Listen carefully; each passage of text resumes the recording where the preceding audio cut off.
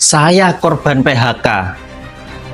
Sekarang ini, alhamdulillah saya punya 13 outlet. Assalamualaikum. Selamat datang di channel saya, Hasan yang baik. Mudah-mudahan kalian semua bisa mengambil hikmah dan pelajaran apa yang saya alami. Coba kalian bayangkan, awalnya saya hidup dengan tenang, nyaman, pekerjaan ada. Tiba-tiba saya di PHK. Sungguh menyakitkan sekali. Apa yang saya alami ini bisa jadi dialami beberapa teman-teman di luar sana yang senasib seperti saya. Tidak mudah rasanya yang awalnya hidup dalam kondisi kecukupan, aman, tiba-tiba kita nggak punya uang. Sehari-harinya cuma berpikir gimana caranya. Kalau dipikir beban, ini beban sekali. Sebaiknya memang kita tidak boleh meratapi nasib sampai berlarut-larut. Saya di PHK itu secara pikiran itu sangat terpukul sekali. Bagaimana tidak? Yang awalnya kondisinya baik-baik saja, tiba-tiba pabrik tutup dengan kondisi saya belum siap menghadapi ini semua. Sehari-harinya saya ya merenung, berpikir, kenapa kok tiba-tiba keadaan seperti ini?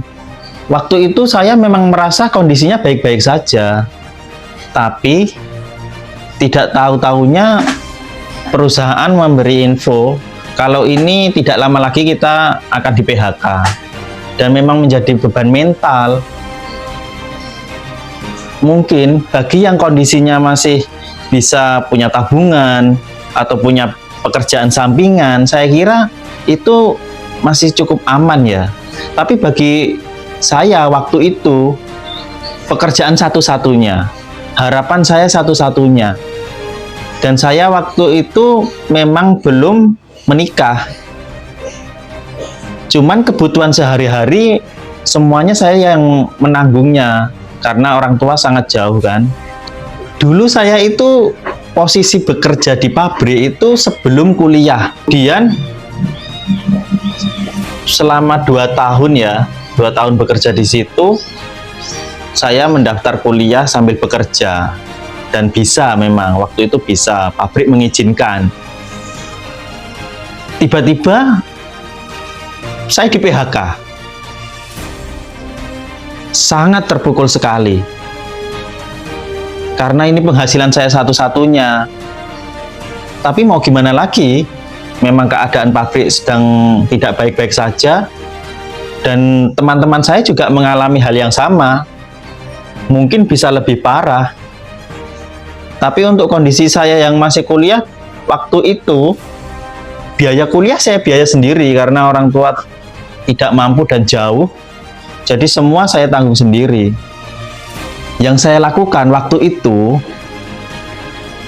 saya berpikir ternyata kerja ikut orang atau menjadi karyawan itu ada suka dukanya. Kalau dibilang kita yang belum punya pengalaman, memang sebaiknya sih ikut kerja sama orang, jadi karyawan, pegawai. Tapi negatifnya ya kita nggak bisa mandiri, memang semua tergantung pekerjaan. Nah waktu itu saya terus berpikir, mungkin nggak ya kalau bangun usaha sendiri. Dengan tidak ada background usaha, saya mencoba untuk memberanikan diri, nekat. Siapa tahu kalau saya usaha bisa seperti orang-orang, cerita orang yang katanya membangun usaha itu bisa sukses gitu. Yang ada di pikiran saya, yang penting gimana caranya keadaan ini tidak semakin memburuk.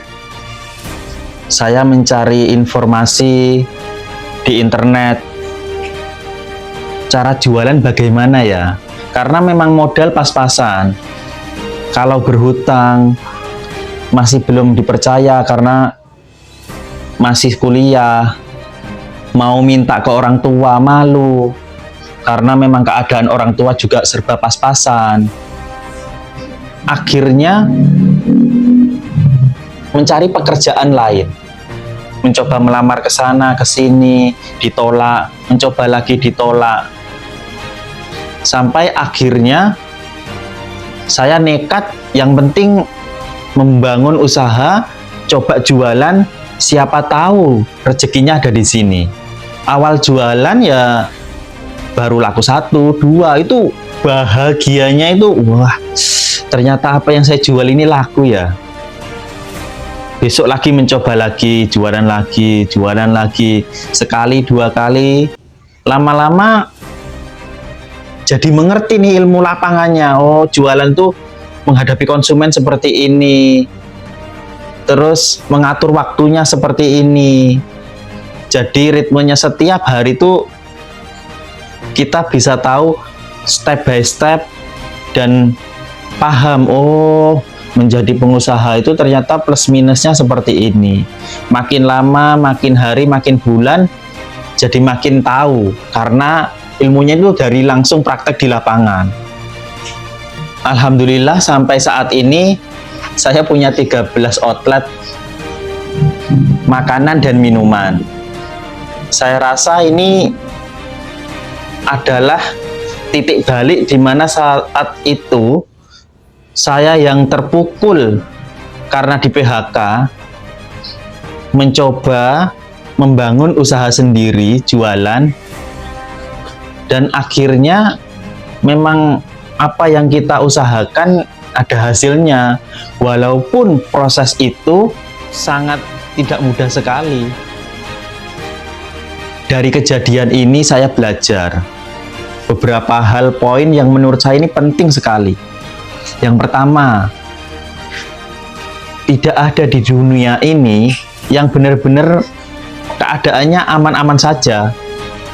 Jadi siapkan mental dan pikiran kita untuk menghadapi di mana suatu saat keadaan itu bisa berubah.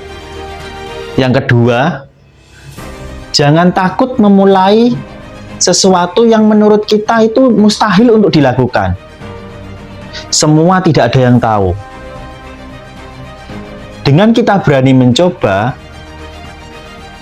itu bukti bahwa kita tidak menyerah, dan kita berharap bahwa apa yang kita lakukan ke depannya membawa dampak positif bagi kita. Di PHK bukan akhir segalanya.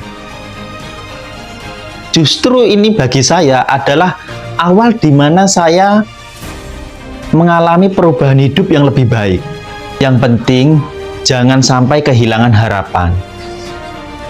Selalu mencoba, seperti orang sukses bilang, tidak ada kata gagal. Yang ada kesuksesan atau terus belajar. Terima kasih sudah mendengarkan cerita saya. Semoga bermanfaat. Bagi kalian yang mau tahu gimana caranya saya mengawali sebuah usaha dari 1 outlet sampai 13 outlet, simak terus ya video saya berikutnya.